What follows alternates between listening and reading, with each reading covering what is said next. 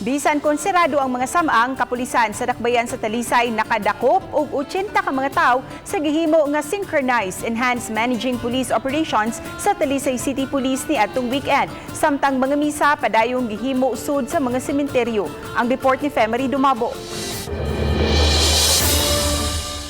Sa 80, 7 kanila nasikop tungod sa pagpamaligya o ginadiling drogas. 19 ang nasikop sa illegal gambling.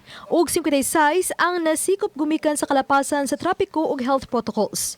Mato di Police Major Gerard A. Espilare, gituyo nila ang subsub ng operasyon aron mas masiguro ang kahapsay o kalinaw sa pagtimaan sa kalagalag, bisan og sirado ang mga sementeryo.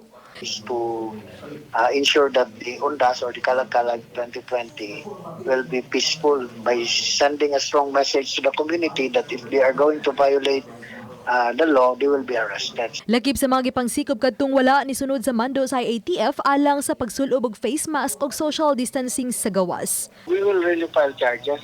We have been filing cases to violators because we have a resolution, an ordinance here in Talisay passed by the council.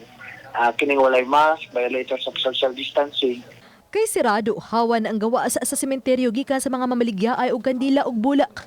Apan, nagpaday ng Santos nga misa alang sa mga kalag nga naka-livestream ug madungog sa mga panimay nga duol sa sementeryo o gihimo. Kalima kay gayon ning adlawa. Usa sa mga nasilibrar sa misa si Father Bernardo Uyaw sa St. Joseph Parish, Tabunok, Talisay City. Matuod ta maka-anhi dinhi sa menteryo apan because of our faith we believe that we have done our obligation in praying for. Human sa misa, gibendisyon na sabdayon ang mga labnganan, pipila kanila ang nihimo mga lay minister.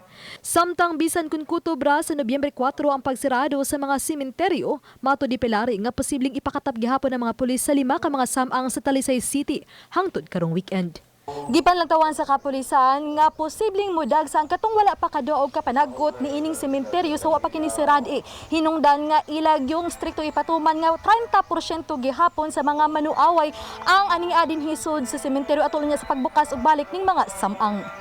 Uban rin ang Tikin Yunis, ako si Femery Dumabo, Balitang Bisdak.